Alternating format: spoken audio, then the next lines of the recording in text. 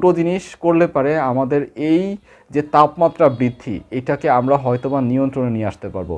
Number 1, বেশি করে গাছ লাগাতে হবে, এর কোনো বিকল্প নেই। বেশি করে গাছ লাগানোর কোনো বিকল্প নেই।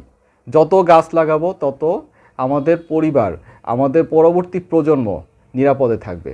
2 নাম্বার, যে সমস্ত পলিথিনের ব্যবহার হচ্ছে এই পলিথিন ব্যবহারগুলো কমিয়ে ফেলতে হবে। রাস্তাঘাটে যে সমস্ত পলিথিনগুলো পড়ে থাকে সেইগুলোকে কুড়িয়ে নিয়ে ডাস্টবিনে ফেলতে হবে। এই ডাস্টবিনের ময়লাগুলো যাতে নির্দিষ্ট জায়গাতে ফেলা হয় সেই দিকে প্রয়োজনীয় পদক্ষেপ নিতে হবে। যারা কর্তৃপক্ষ আছে আমি কর্তৃপক্ষের দৃষ্টি আকর্ষণ করব, এই ময়লাগুলো যেন নির্দিষ্ট জায়গাতে ফেলা হয়। যদি পলিথিন আমরা কমাতে পারি এবং গাছ লাগাতে পারি তাহলে ইনশাল্লাহ অল্প সময়ের মধ্যে আমরা আমাদের এই গ্লোবাল ওয়ার্মিংটাকে আমরা নিয়ন্ত্রণে নিয়ে আসতে পারবো। সবাইকে ধন্যবাদ। আল্লাহ হাফেজ।